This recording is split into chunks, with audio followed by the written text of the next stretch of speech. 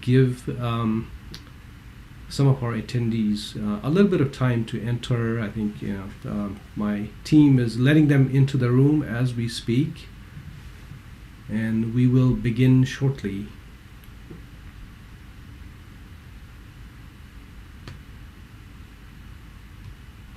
Again, greatly appreciate all of you joining us. So we'll start in just a minute or so.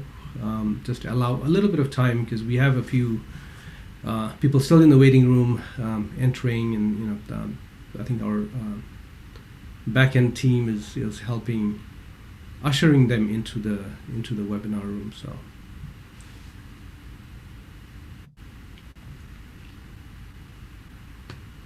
In the meantime, I hope all of you are well, all of you safe and well. And let me see.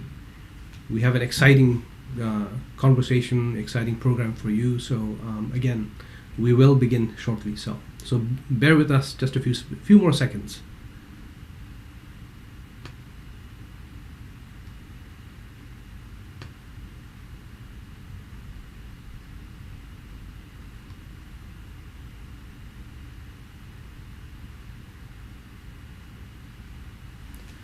Okay, I think we do have quite a few of you joining us today. Good morning, good afternoon, or good evening, depending on where you are joining us from. I hope you and your loved ones are safe and well in these very challenging and very different times. It is my pleasure to welcome all of you to this very exciting webinar. This is part of our ongoing efforts to bring Bhutan to you through conversations on pertinent issues. My name is Sewang Wangchuk, and I'm the Executive Director of the Bhutan Foundation. So as you know, every 5 years, Bhutanese go to the polls to elect our government. We have had 3 elections since the advent of democracy in Bhutan in 2008. But democracy isn't only about elections. It doesn't happen only during the polls or during the elections. And much of the work is really done in between election years, in really advocating civic engagement and increasing public literacy on democratic values, rights, and responsibilities. And this is much of what the Bhutan Centre for Media and Democracy does. The Bhutan Foundation has supported Bcmd right from its inception because we believe that this space in civil society is very much, it's very important and crucial for a functioning democracy. So it is my pleasure to welcome our guest today, Dr. Chencho Lhamu, who is the Executive Director of Bcmd. Chencho comes with a strong background in education, having worked for the Royal Education Council as a teacher educator and also helping in a lot of professional development of education leaders. Her work in Bcmd involves training teachers, youth, elected leaders, and others on civic engagement, youth empowerment, and media literacy, especially as it pertains to the functioning of a democracy. So it is my pleasure again to welcome our guest for tonight, Dr. Chencho Lhamu, and I'll pass it on to Chencho to just say a few words. Welcome. So, thank you, Aotsiong, for that introduction. And Kuzusampo, good morning, good afternoon, good evening to everybody joining us today. I believe there are people joining from different time zones. Well, first of all, I would like to thank Bhutan Foundation for giving us this opportunity. For us, this is indeed a very rare and precious opportunity and a platform for Bcmd to share about our work. And I'm very excited. I'm looking forward to this conversation. Over to you, O. Yeah, thank you. Thank you. So, of course, democracy, it's such a huge topic, right? It is such a wide-ranging topic. We could spend an hour talking on any of these interesting and exciting components of democracy. But a lot of the work that Bcmd has been doing, involves working with youth. But even, before we jump into specific examples of some of the interesting projects that Bcmd has been involved in, maybe you can lead us through a little bit about democracy, the transition of Bhutan from a monarchy to a democracy. I think we often, describe Bhutan's democracy as unique.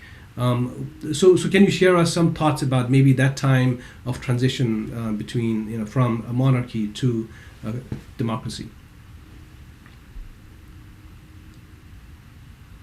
Sure. Yeah. Well, in the words of former Chief Justice of Bhutan, Limpo Sonam Topge, who played a very important role in drafting the constitution of Bhutan, democracy was a gradual introduction in Bhutan. To many people, it was introduced in 2008. But if you look at the history of Bhutan, it was the fourth king who started introducing democratic institutions such as the Gyewa Yagye Tsodu in 1981, Dzongkhag Tsodu in 1991. And later in 1998, he introduced a system of electing Council of Ministers through secret ballot. And then he devolved the executive power to the cabinet ministers to run the country. So for people who are aware of Bhutan's history, I think democracy was a very gradual introduction in the country, and it wasn't an abrupt decision. And we consider our democracy unique, I think, particularly because it departs from Western theories of democracy that identifies economic progress and civil unrest as precursors to change in governance. So if we look at 2008, I think at that time 68% of the Bhutanese were still practicing subsistence farming, and 30% of our population lived below poverty. And our per capita income was just a little over 1,000 USD. So democracy came as a gift from the throne to the people when Bhutan was enjoying peace and stability. So from those perspectives, I think we consider Bhutan's democracy quite unique. Yeah, that's again, I think that's exactly how many people describe, Bhutan's democracy as a deliberate march, right? It wasn't something, like you said, not a result of a revolution or a rebellion as such. Things were going great, actually. It was very peaceful times, prosperous times, and I think it was, again, leadership emanating from, their majesties, and a lot of history in nation building and statehood and leadership. So in essence, so as a democracy, I mean, there are challenges. It is not something that we take for granted or that anyone should take for granted. As you can see across the world, any democracies need nurturing, need leadership, need a lot of efforts in really bringing the participants of a democracy, the citizens, to be educated on their rights and responsibilities. So what are some of the important issues you think that Bhutan faces as a young democracy? Yeah. So Bhutan's democratic transition has been very stable, up until now, and all thanks to His Majesty for being the beacon of change and the unifying force for all Bhutanese in the country. But like I mentioned, I think our democracy is not without its challenges. We are maturing as a democracy as we live our challenges. So from my own observation and my own understanding, Bhutan is culturally a collectivist society. We have very strong social bonds, but the advent of democracy, in a way, threatened this very social fabric. Because on one hand, we see family ties playing a very important role in determining the success of candidates and political parties. But on the other hand, we are also seeing division of villages and families along political party lines, right? So I think this is a new phenomena that we have experienced in the past elections. And another challenge that we see is, politics is a game of garnering votes and support through campaign pledges, right? So when we enter into such a game, I think it is engendering a transactional relationship between elected leaders and the electorate. And politicians come under a lot of pressure from some people to reciprocate all sorts of personal favors, starting from getting a job for, one's kid to, small things like recharging a mobile phone. uh, but the other thing that we are beginning to see is that as a consequence of democracy and politics, the frequent change in policies, and short-lived policies, I think that could endanger sustainable change and development in the country. So, yeah, broadly speaking, from where I stand and from the various democracy forums that BCMD has organized, so these are the few challenges that we are seeing. And we also see that we still need to learn to exercise our rights and responsibilities. The tendency here is that once we have voted a government into power, we tend to sit back and relax for next 5 years, and it is still not clear in the minds of the people that we need to continuously engage as active citizens in a democracy. Yeah. Yeah, totally. I agree, and of course you touched on some very testy sort of sensitive issues such as being divisive. How generally a cohesive society that is strongly family oriented sometimes get divided along party lines, and this is something really new for Bhutan and worrying sometimes. But at the same time, I think as we mature as a society that's in line with democracy and the functionings of a vibrant, efficient, democracy, hopefully we will overcome all of these challenges. But then again, it is a constant work in progress. And so, along those lines, then challenge. What were some of the like we had the first elections. Now we are into the third government, into the half of the So this is where we are well into our second decade on of having transitioned into a constitutional democracy. So how did BCMD come about to fill some of these gaps? I mean, I understand a lot of your focus is on the youth. I mean, that's really critical. I think as they grow up, as they become the leaders, it's important that we have educated youth. I mean, educated in the sense not just in schools and books and all that, but really in the functionings of a compassionate, considerate, inclusive society that is a democracy. So along those lines, then what were some of these gaps that you think BCMD was able to fill? Yeah. I think more than gaps, BCMD saw it as a need of the hour and an opportunity to start Bhutan Centre for Media and Democracy. At least I can say that much, of our founder, Amsoksen Pekboji, who started the organization. So I think when the Bhutan transitioned to democracy, there was a proliferation of media in the country. And media has the power to shape perception, values, and culture. And also, I think there was a need to educate people about, citizens of a democracy versus subjects of a monarchy.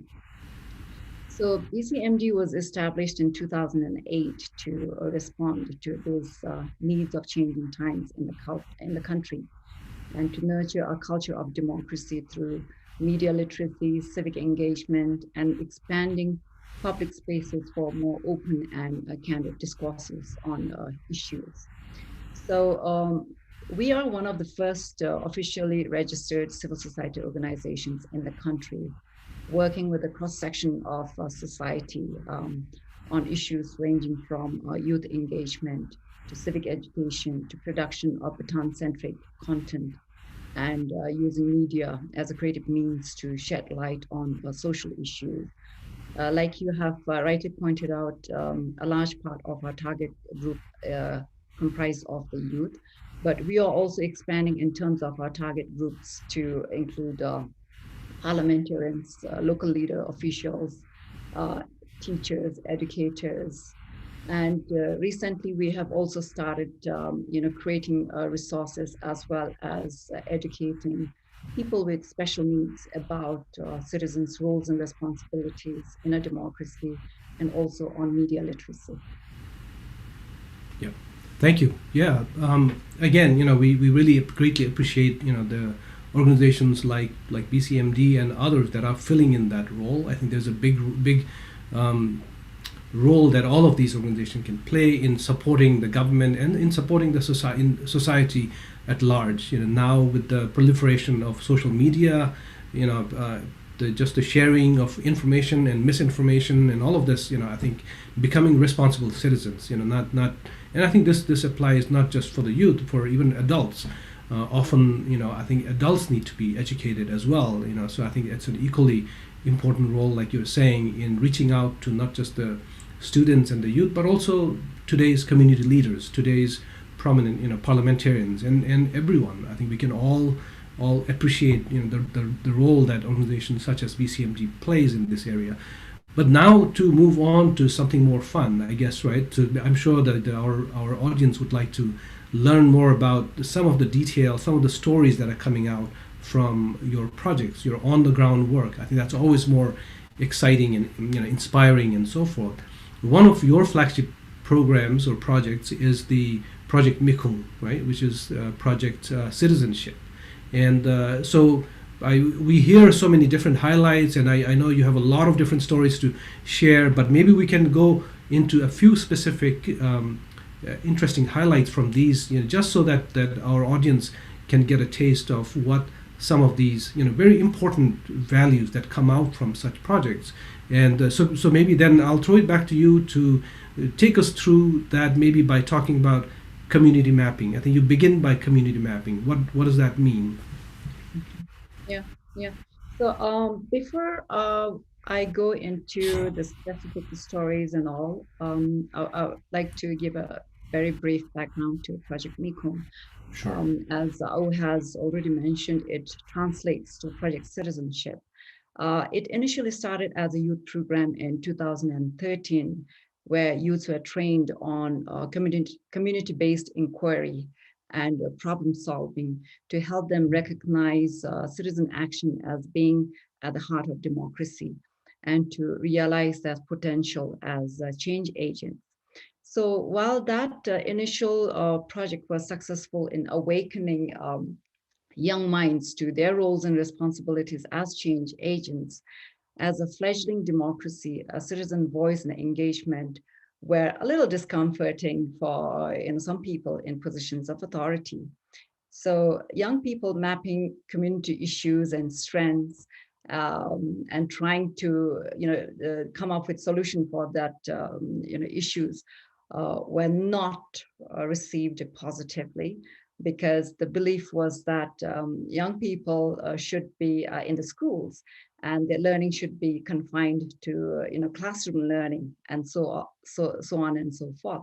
So that we reflected on that problem, and then we redesigned the project to adopt an intergenerational and whole school approach to civic education, because we realize that empowering youth is not enough. We also need to educate adults about democracy and citizenship and the role citizens play in sustainable community development. So that's why we adopted a whole school approach to Project Mikhung. So up until now, I think we have trained many teachers and students. And some of the specific, stories that we hear or the reflections that we hear from teachers in particular is that, when they come and attend our program, they almost feel guilty because up until now, they have never really reflected on, the community issues as well as their own contribution to resolving those community issues. So teachers say that they feel guilty because now there is an awakening that they are part of the community.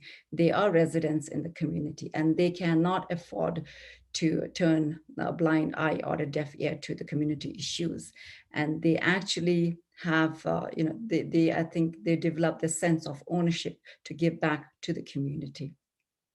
Similarly, I would like to narrate the story about this guy, group of youth from Paro College of Education who tried to address the issue of um, garbage in a community next to the college. So initially they tried to address that issue by putting a stupa there, thinking that if they put a stupa there, people will not dare litter the place. But then they got into conflict with the community, community resisted. So then they realized that their solution was not right, it was not appropriate. So that they went and spoke with a civil society organization that does this advocacy on waste management and reduction of waste. And they struck a deal that the person will send in a garbage collection truck once in a week to collect the garbage. And despite that, the issue persisted.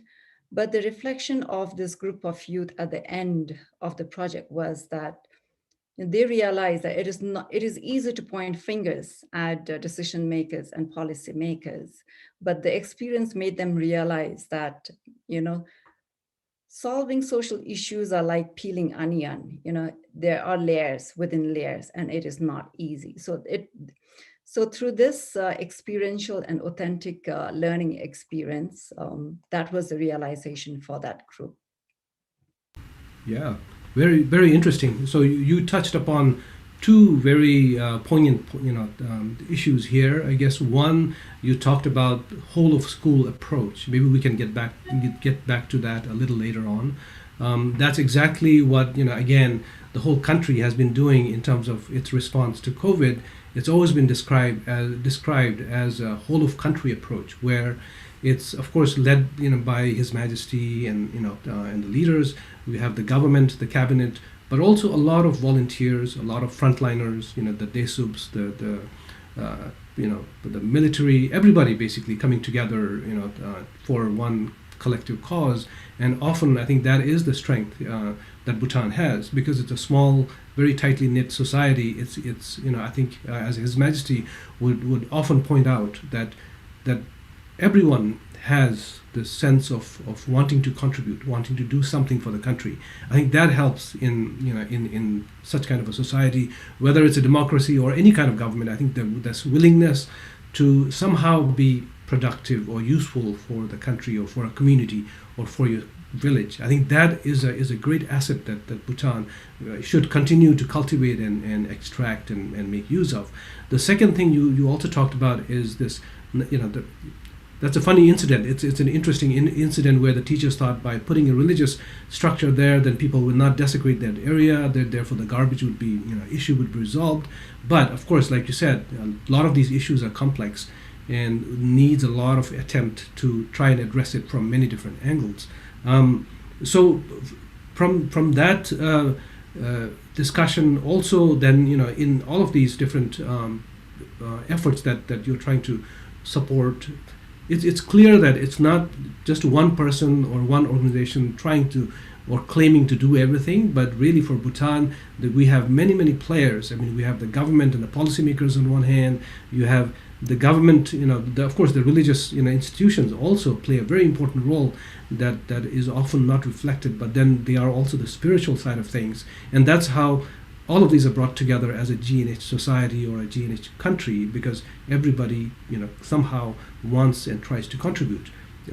What then, I think we have had this discussion before, where you were saying it also becomes clear as to our definition of a community. I think you touched upon that a little bit. Maybe can you elaborate on maybe some of your findings or your observations on that?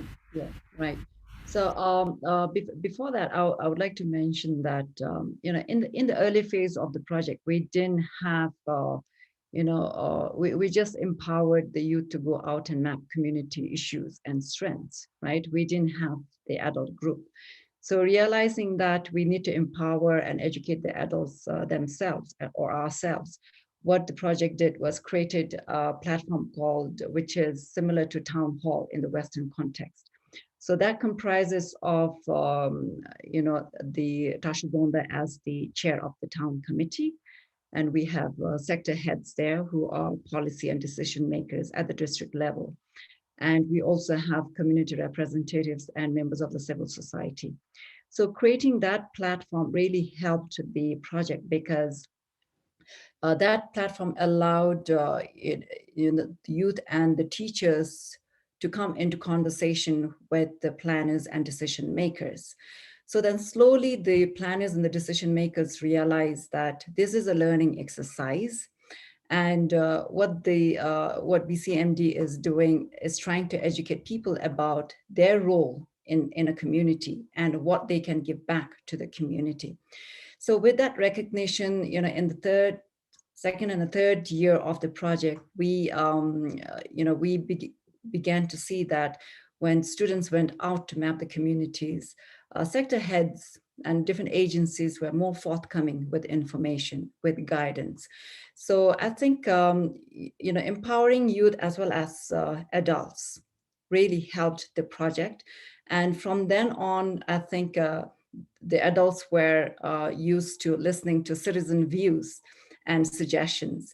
And children also get to exercise their sense of agency and, bringing out issues and deliberating on, solutions, possible solutions to the project. So I just wanted to throw this out here because I didn't want to miss it. But back to your question about, the meaning of community. So in our mapping workshop, we talk about what is a community and what makes a community strong.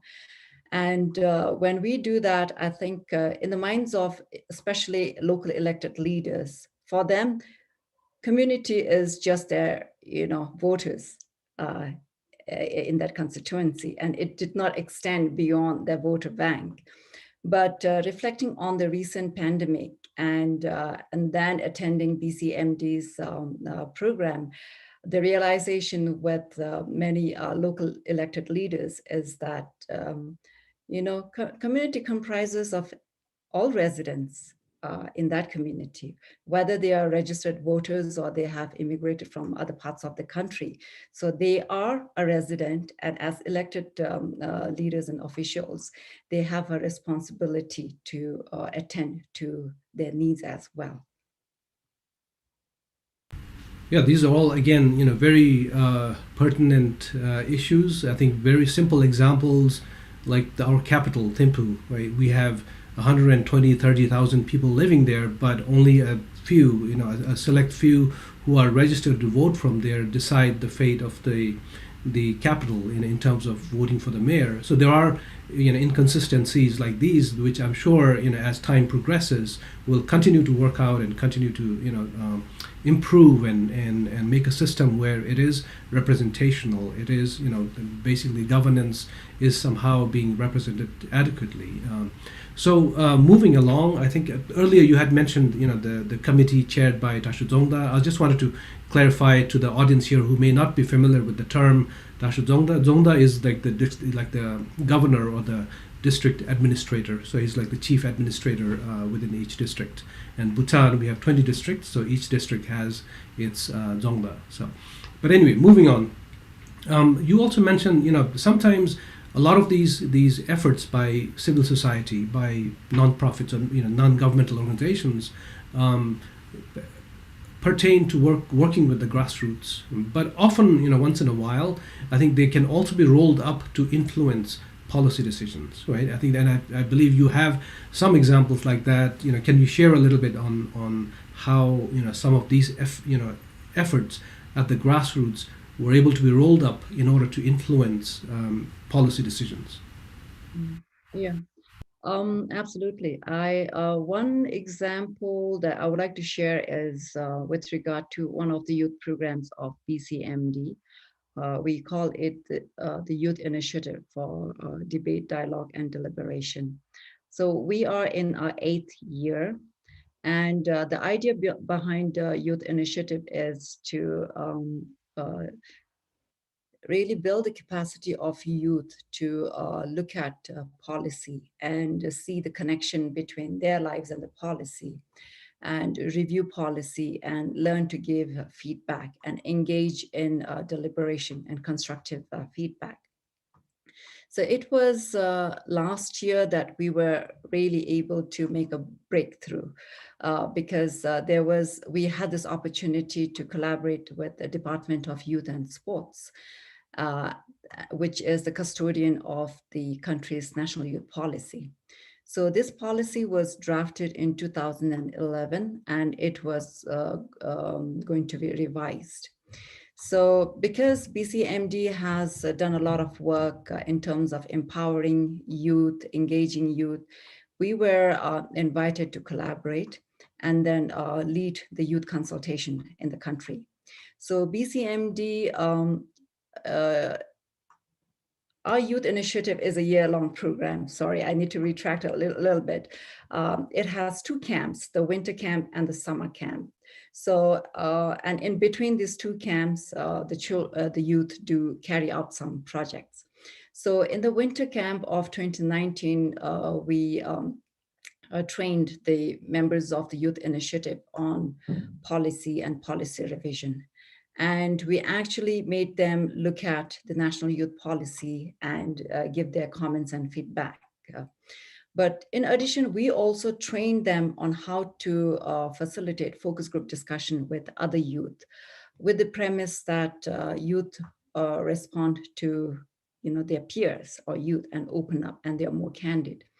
So this group of YI members then became co-facilitators with BCMD in organizing focus group discussion with youth across youth in the country. So I think we covered around 99 youth in focus group discussions, and over 1,000 in through our survey. And all the information and data from the survey, as well as the focus group discussion, plus the review done by the YI members, then went on to informing the revision of the National Youth Policy. And our plan was to really, change youth participation from tokenism to more sustained engagement of youth.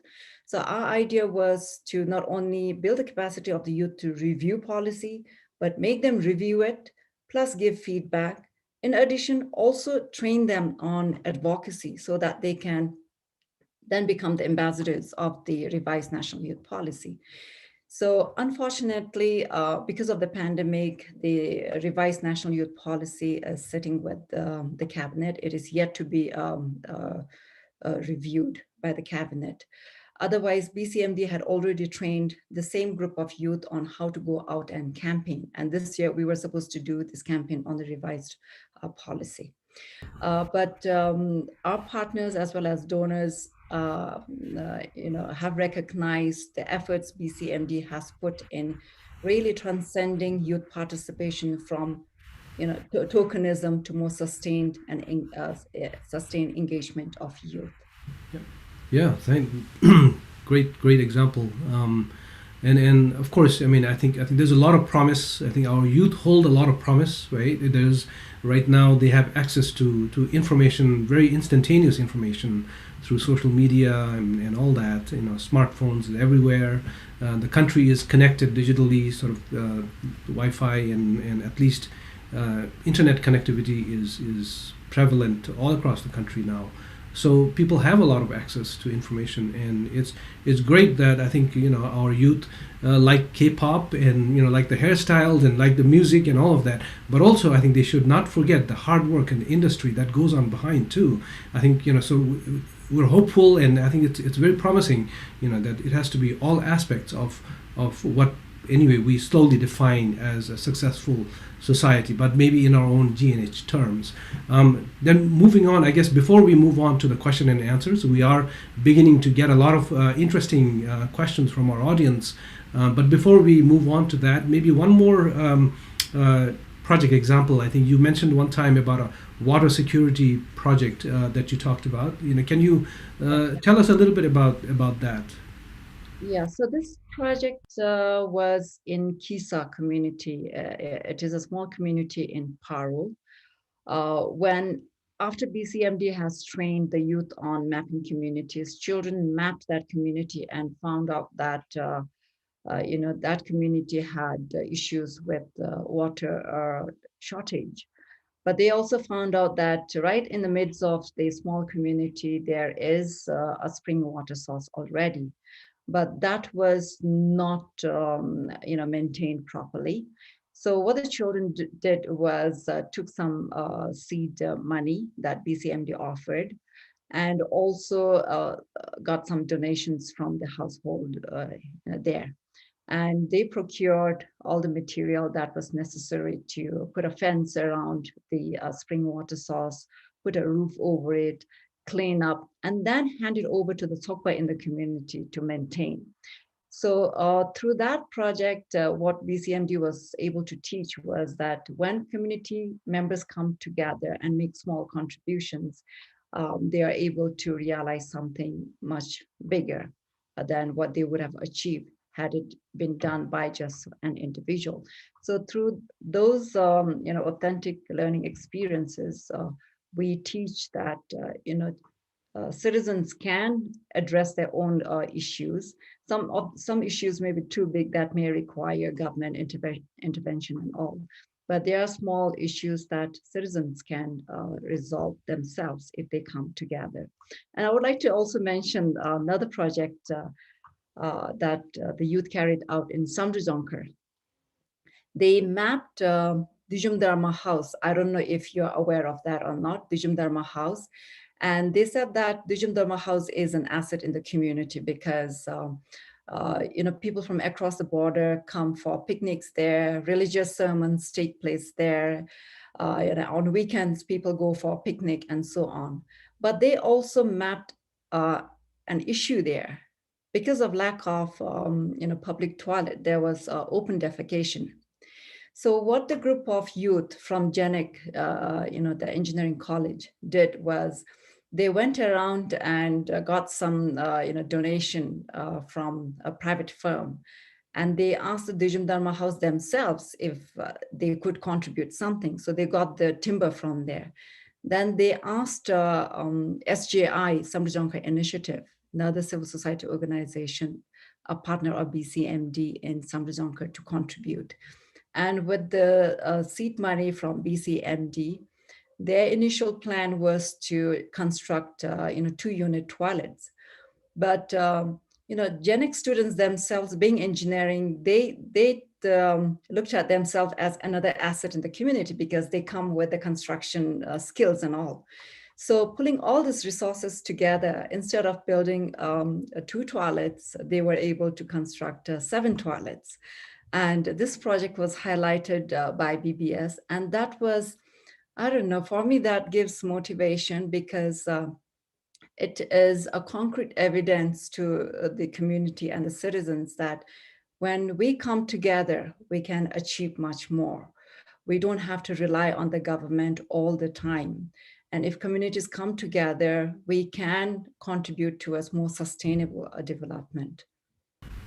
Yeah, thank you. Very, very interesting example there. And of course, for Bhutan, consensus building or these collaborative discussions at the community levels, is nothing new, right? We have this history of Zomdu at the village level, even at the Chiwok level. So down at the very smallest community levels, there are these village meetings that are more or less democratic in the sense everybody participates.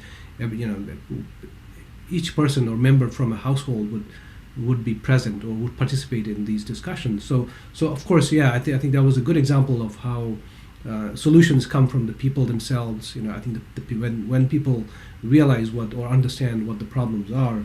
So with that, I think thank you for sharing all these interesting insight. I know this civil society space is also shared by YDF, for instance. They work a lot. They have a lot of the Youth Development Fund. I mean, they work a lot with the youth. There's a lot of different youth programs there. And similarly, there are many other civil society organizations in Bhutan that are all complementing all of these, and supporting the country as a whole in trying to fulfill a lot of these different niche roles that each one plays. With this, let us go through some of the questions, and I'm afraid we may not be able to get to all of them, but let's pick out some interesting ones, and I'll have Chencho respond to some of these. So one of the first questions is, can you tell us more about what efforts Bhutan BCMD makes to educate the public about misinformation or fake news?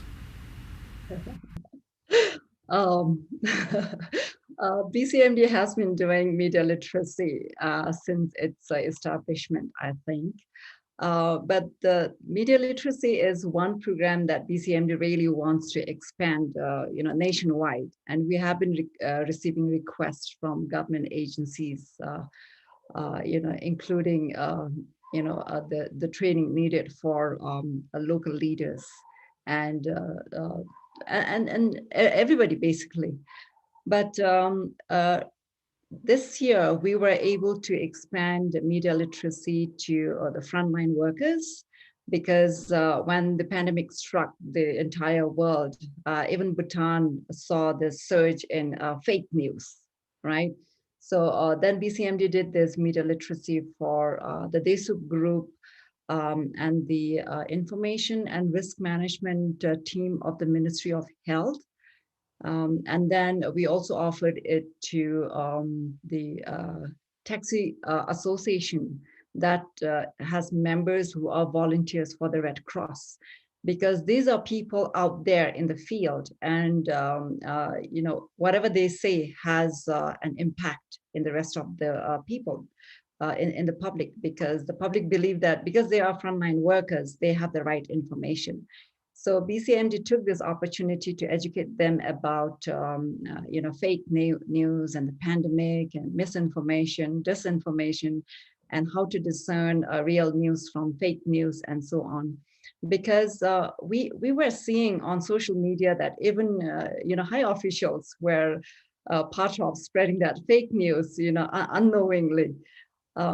And this year, we have translated our media literacy in Braille. We have embossed that in Braille, and we have trained, teachers of special needs students. And this year, we would like to try translating that into sign language, because people with hearing impairment, I think that they have a huge challenge in terms of access to education and in general, social and political participation. So BCMD is trying our best to expand this to all groups, all section of the society. But it is difficult because we are constrained by resources. But if we have enough resources, I think BCMD already has the curricula ready to be rolled out. Right now, what we are doing is we are able to just train few teachers, let's say, 100 in total in a year. But if we get enough support, really, we would like to expand it to the entire country and also help set up media clubs in the school.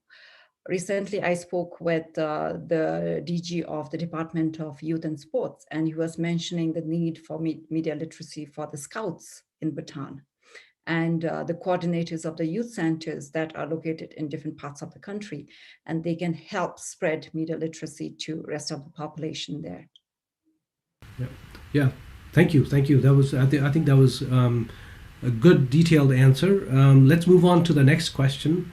It says, so compared to some democratic societies, there seems to be a strong sense of civic responsibility and common purpose in Bhutan that complements community development goals and governance ideals. Do you worry about the distorting and often corrupting power of money in election politics in the country? Some Western democratic systems, for example, are prone to becoming captured by the wealthy. Is this also the case in Bhutan? Why or why not? I think these are shared concerns and issues across the globe, not just Bhutan. Bhutan is a young democracy, so because we are late into this game of democracy, so we get to see the challenges in other countries. So definitely, it is a concern for Bhutan. And I think the notion of civic sense being strong and community engagement being strong um, is not it's a thing of the past. I believe, because with democracy, because you have given a vote, right, and brought a political party into power, I think the citizens tend to sit back and wait for the government to deliver everything. So that is the danger there. And even the Zomdu that I was mentioning too, I think in the past we had Zomdus, but now with democracy, I think the way we conduct Zomdus has to change. It has to be democratic. It has to be participatory. And there are research reports by DLG as well as Bcmd that point to how there is a need to build the capacity of our local leaders and office bearers to be able to lead more democratic and consultative, Zomdus in the community. Right now, what we see is there is a fatigue in Zomdu because it is uncoordinated and it's too frequent a meeting. And the tendency is for household to send a representative, somebody who is not occupied, and usually it's an old member of the family or a young kid who is jobless sitting at home. So a representation does not necessarily mean active participation and participating with, good understanding about the needs of the community and in a capacity to provide or suggest solutions, right? So I think that is an area that Bcmd would like to move into next. And thanks to Bhutan Foundation's support to Project Mikhung, we were able to really pilot test this with teachers and youth. And because we have been receiving feedback from our partners in Paro to also expand this to local leaders, so we were able to receive a very small funding to try this out with local leaders in Thimphu this year. So, but we also hope that, once piloting this in Thimphu, we would like to expand to other districts in the country so that, this opportunity is distributed across the country. Thank you. Yeah, so with that, let's move on to the next one. Okay, we have several here, so I think I have to sift through them. One question says, well, as you may know, I think for a lot of the audience here who are from the U.S., we are just about going into July 4th of July weekend, right? So that's Independence Day, and the big celebration in the U.S. connected to independence from Britain and all of that. So in the U.S., there is often tension between the government and religious institutions. Do you see this at all in Bhutan? Why or why not? Yeah. So far, I haven't seen that. I think as a society, we are quite liberal and open that, when there is a new change being introduced, there isn't a strong resistance to that, right? So personally, I have not sensed that. Whenever there is, an initiative from the government side, the religious institution was more than happy to come on board and support. For instance, the introduction of, basic English language literacy in the schools was introduced in, monasteries, and our monks get to study these.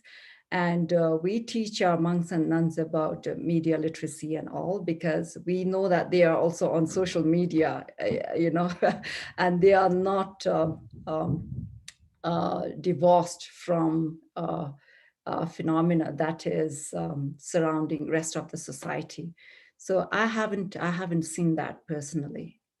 And in fact, when the pandemic struck the country, and religious institutions came on board to talk to people, to listen to the government, to keep distance and not to gather, so I think there was really a coming together of all the institutions in the country, and I haven't really seen that tension, at least in Bhutan.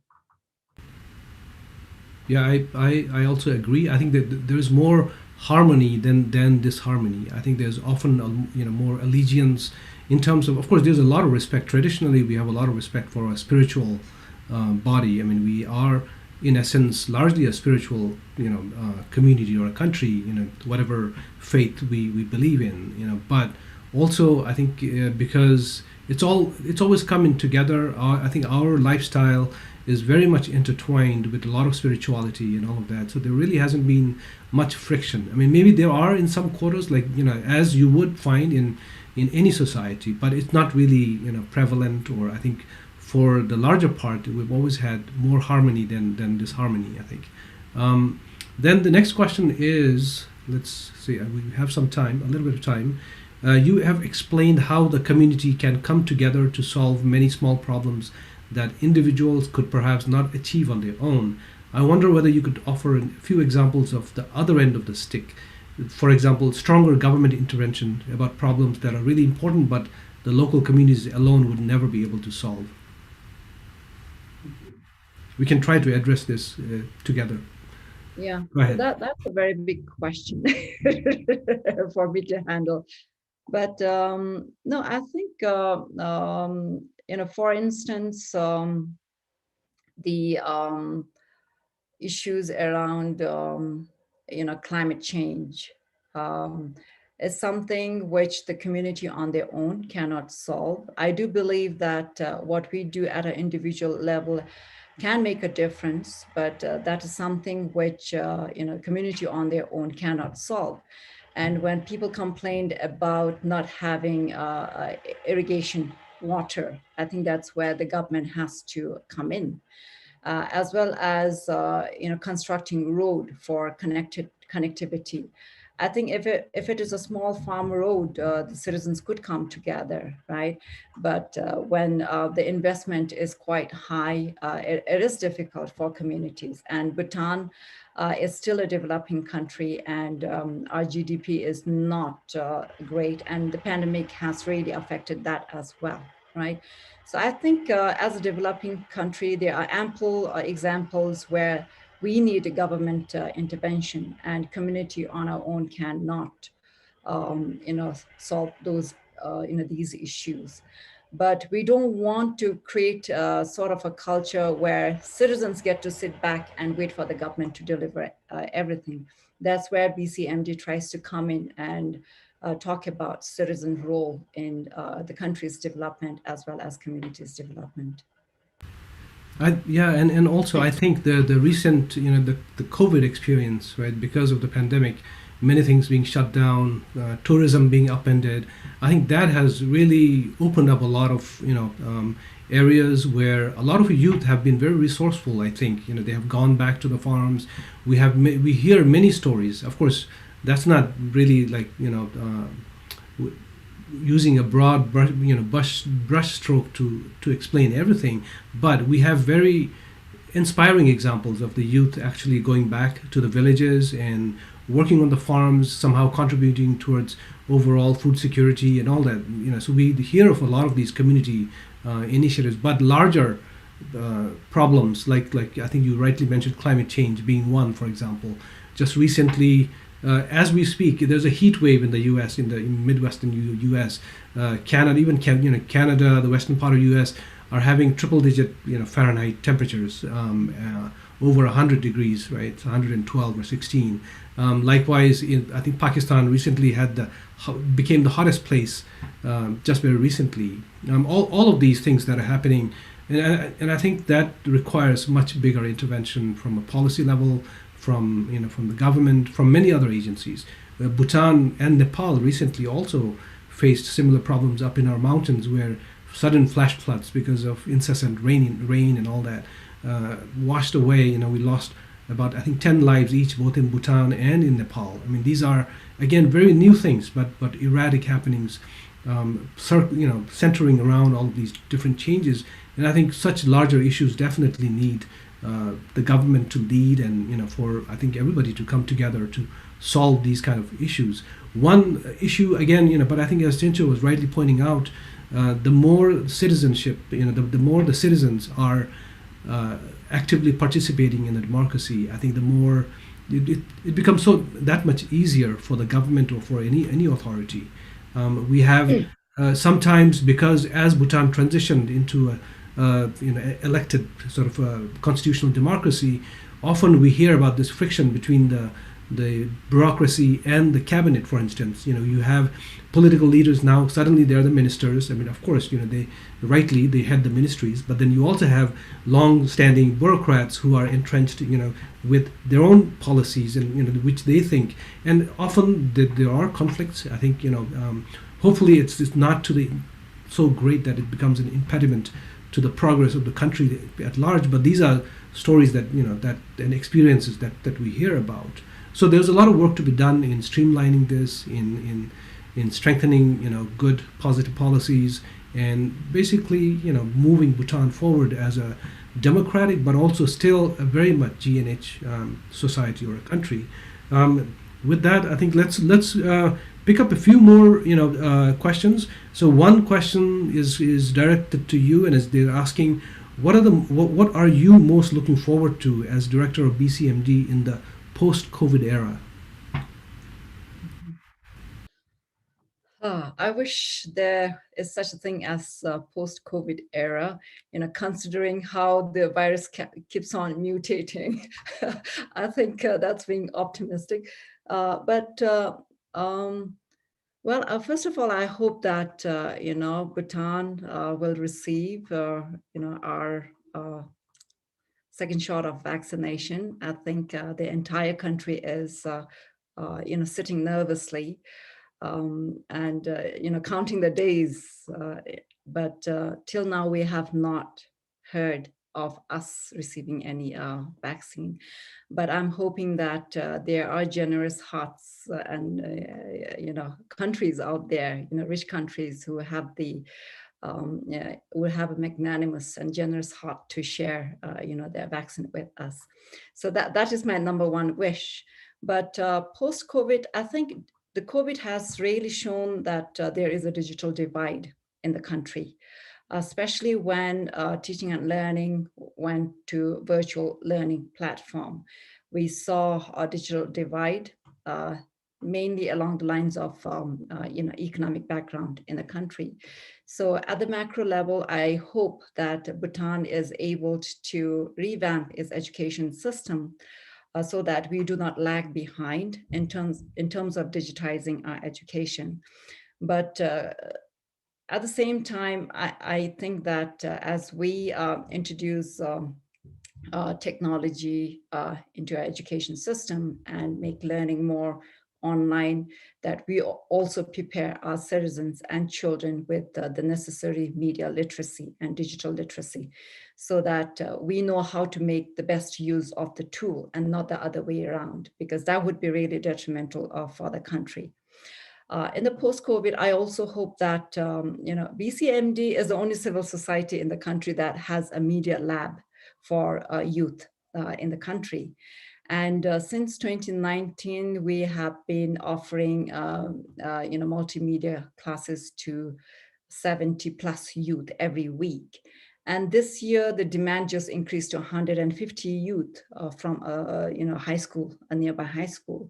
But BCMD was not able to accommodate their request because our lab is basically we are constrained by the equipments, the laptops, the cameras and sound system, to be able to accommodate the request of the youth. So in the post-COVID, I hope that BCMD will be able to revamp our media lab with the right and adequate equipment and resources there, so that we are in a better position to meet the needs of our youth and engage them. Our past, youth who have taken multimedia classes at the lab now are freelance, photographers and filmmakers, and they are making a living out of it. And I hope that aside, while the education system is taken care of, I hope that BCMD is also able to up our game with adequate resources to engaging the youth in a much more meaningful and productive way. Thank you. That's again, I think those are very spot on answers. I think those listening in the audience, you have heard the BCMD's Media Lab. I think we know that very well because that's right next door to our Bhutan Foundation office in Thimphu. So that's again, as they're shifting, there are resource needs because they cater to many. In fact, honestly speaking, I mean, we see a lot of children come and a lot of youth actually come and use these labs, and there's such a frequency of kids coming and using, and really there's always something going on there for the youth, and I think that has been instrumental in educating them on media literacy. And again, I think in all of the many things that we have discussed today, we have seen that how BCMD plays an important role in increasing media literacy and of course for active participation in a functioning democracy. So with that, I think we are past the top of the hour, so we started just 1 or 2 minutes late. So I hope you'll bear with me. But thank you again. Thank you for coming on this talk to share all of these interesting, conversation about the work of BCMD and the important role that you play in the civil society space in Bhutan. With that, I think we bring our webinar to a close for today. I hope you'll come and join us for yet another interesting, exciting topic on Bhutan as we try and bring Bhutan to all of you here. So thank you. If for any further information on the BCMD, we will put up contact informations and all that. Of course, do visit their website, but also you can check out bhutanfound.org, our website, and we'll have all of that information on our website as well. Thank you again for joining us. We greatly enjoyed having you, and thank you for spending this hour in our company, and I hope you will stay in touch with Bhutan and the Bhutan Foundation, the Bhutan Centre for Media and Democracy. And if you have any specific questions, please feel free to shoot us an email. Thank you all. Thank you. Thank you. Thank you so much. Okay.